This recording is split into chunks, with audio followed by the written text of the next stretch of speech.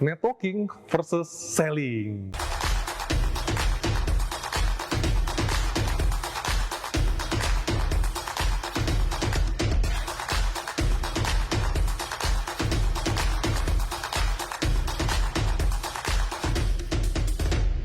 Ketika disebut kata networking, banyak hal yang sering muncul di masyarakat luas.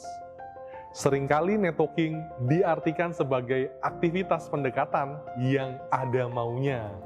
Yang maunya ini sering diartikan sebagai jualan atau selling. Padahal networking dan selling ini adalah aktivitas yang berbeda.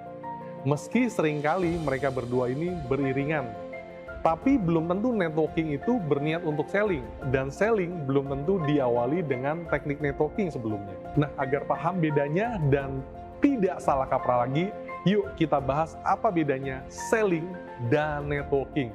Hal pertama tentunya adalah tujuan utama dari aktivitas tersebut. Untuk selling, kita paham tujuannya adalah terjualnya produk ataupun jasa. Sementara networking dibangun dengan itikat baik, rasa hormat dan peduli.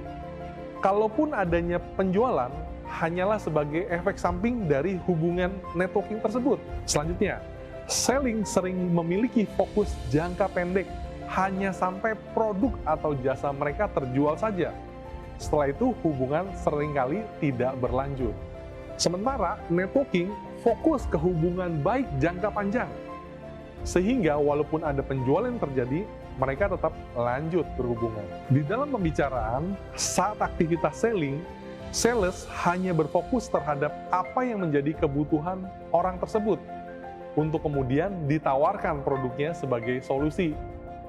Sementara saat bernetworking, kita dengan tulus memberikan beberapa opsi yang kita tahu, yang mungkin bisa menolong ataupun menjadi solusi ataupun memenuhi kebutuhan mereka.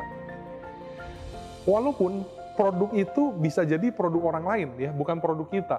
Para sales hanya tertarik kepada mereka yang adalah market potensial.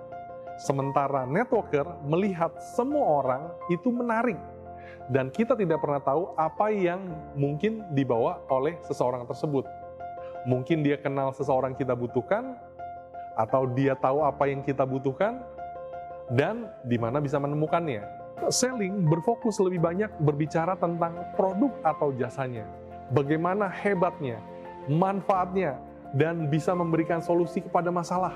Sementara networker lebih sering menjadi seorang pendengar yang tulus, berbicara seperlunya, dan menjadi pendukung yang terbaik bagi orang-orang yang mereka kenal.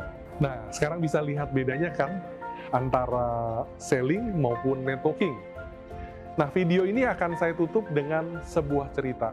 Ada seorang salesman alat pemadam kebakaran bertemu dengan seorang manajer bank.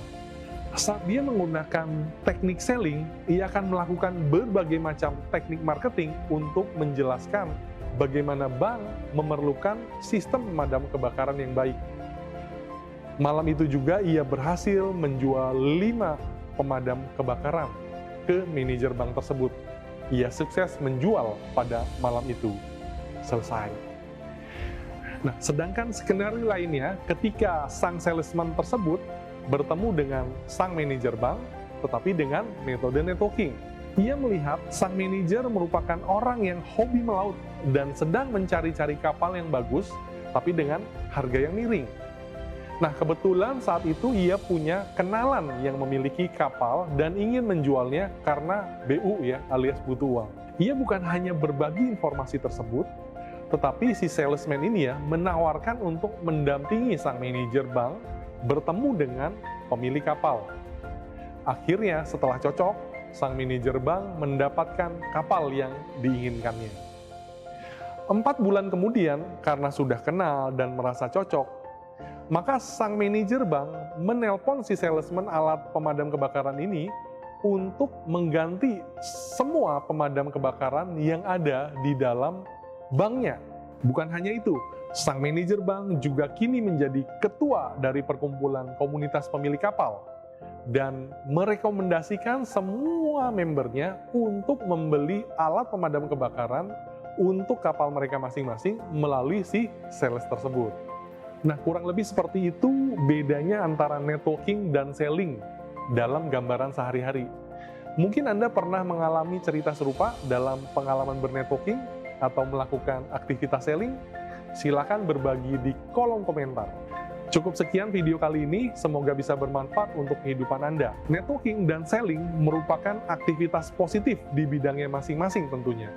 Tinggal kapan Anda harus melakukannya, Anda bisa menilai sendiri. Sampai jumpa di video selanjutnya, bersama saya Paulus. Ingat selalu, share network, grow network. Salam inovasi.